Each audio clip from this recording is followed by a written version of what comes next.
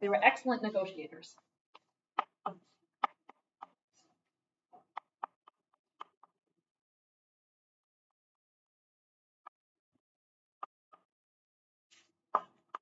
So I just want to put these up here again because I'm going to do a lot of computations with them. And please do track this. I'm going to actually put something on the final on this because I do think it's important. Like I said, as a math major, you got to be able to compute, you got to be able to write proofs, and you got to be able to program. Those are your 3 skills that you walk out with. Oh, polar coordinates, lovely.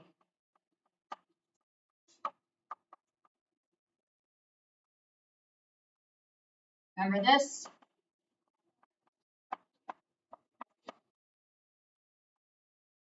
Remember that? All right. So if you're actually doing, you can think of polar coordinates as being a substitution. You do something in integral calculus. I don't think we do it here, but inverse trig substitutions and trig substitutions, when you make those kind of trig substitutions, you are actually transforming into other coordinates or other variables. And the way that I kind of track it is geometrically, every point can be put on a circle. There's a circle for every point. It's got a radius and it's got an angle. So at every point that in Cartesian form can be replaced by, it's a transformation that makes you think of it in being on the edge of a circle and having a certain angle. So not von Neumann, but my high school math teacher used to say, you learn your math in the next class. So you don't really learn polar coordinates when you're learning it in pre-calc, you learn it in a class like this. So here's the first thing. If I have this transformation, I could take the derivative all the way across, the total derivative. So from, let me call this 3. 3, 2x dx dt. Remember doing this in related rates. 2y, man is walking away from the lamppost. I have used that extensively. It's very useful. No, I haven't.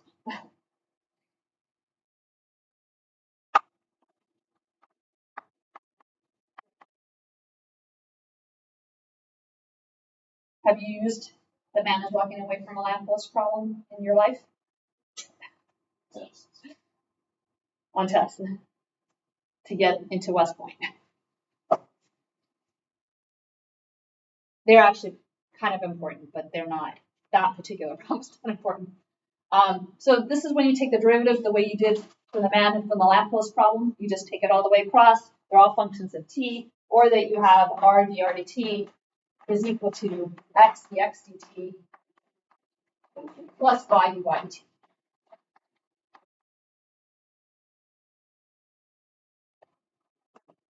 If you think this is unpleasant, it's about to get a lot more unpleasant. Take equation 1 and multiply by x. So I'm going to box this off. I'm going to use this.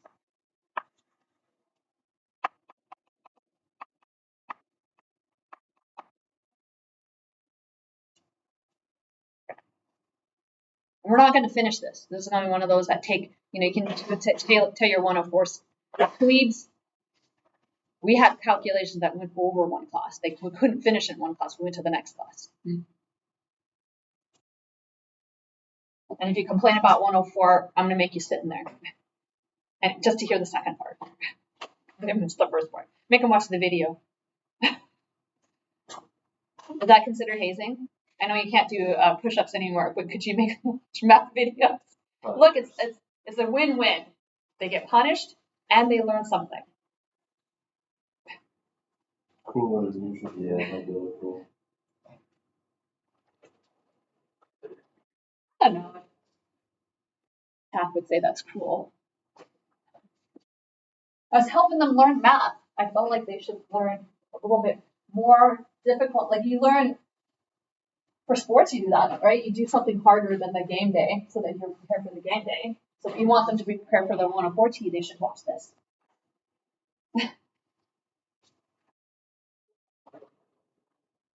Okay, if I do that, take 1 and multiply by x, I get this.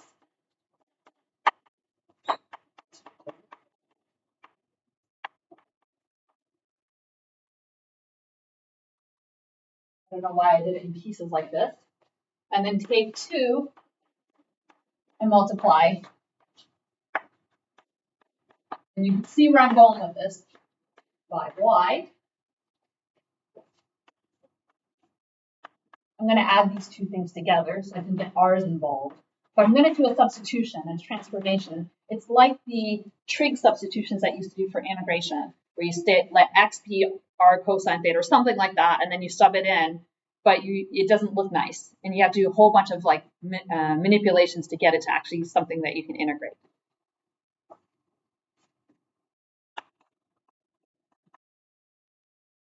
So, and then add the 2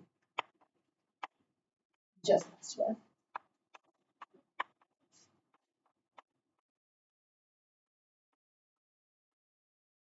Oh, your book is really lovely. It just says, you get this, has none of this.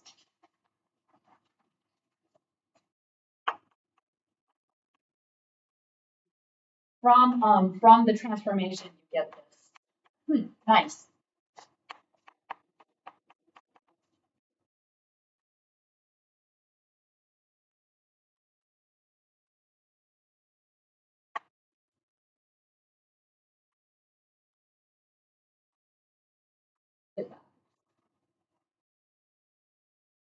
The left-hand side of this, the reason I would do this is because I know that this part here is just r dr theta, so it wipes out.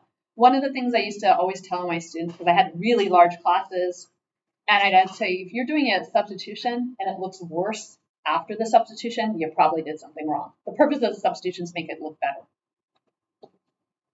So the left-hand side gets better. The right-hand side looks like a hot mess.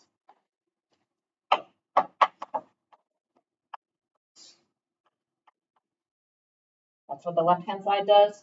And then the right-hand side, actually, it does look better because if you take the right-hand side and you sub in r squared for every one of these x squared plus y squareds, and then you factor everything out, everything cancels and you get something nice.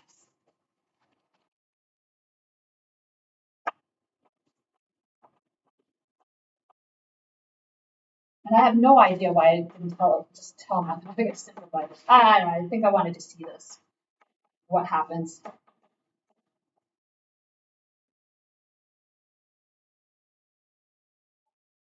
You get that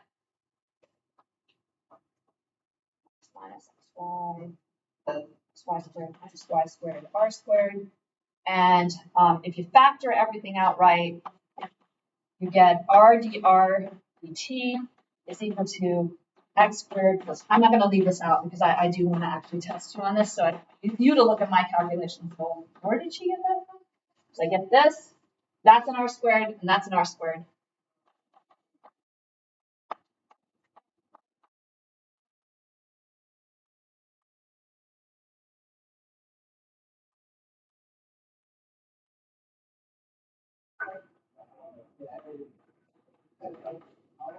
I'm going to skip one step. You can cancel out all the r's throughout here, and you get this. I have a little note here to myself. And by the way, r in this case is bigger than 0 because it's a radius. You can have a negative radius, but it's covered by the positive one. So now if I look at this equation, it's the same. It's a transformed equation, right? The same equation I've just done, just like a U substitution. You're just, really good books will show you in a U substitution, you're really just changing your basis and you get something that looks nicer, like a weird looking region and it becomes a square, so it looks easy to integrate.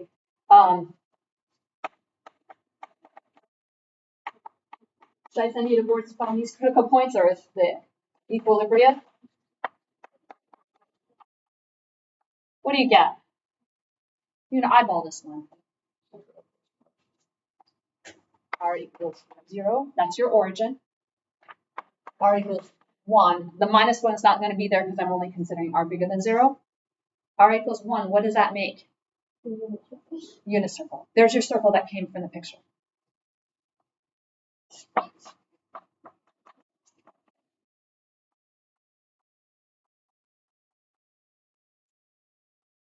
radiating circle.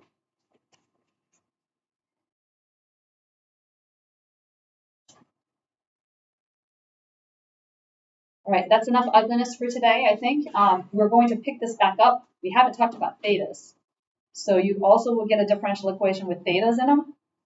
And theta is the angle. The hard part about having theta, you had to draw these things like the limacon and the cardioid when you were in pre-calc a long time ago, or if you took trig. We didn't have trig in my lovely Glendive, Montana high school, which is not probably one of the top 10 high schools in the nation.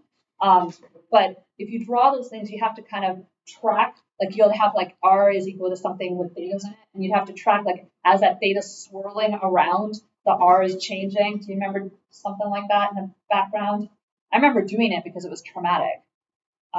So you have to kind of track this angle. It's like a weird motion that you're tracking the angle going.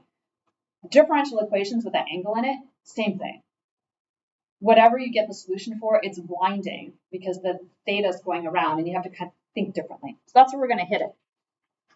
You thought this is all much more.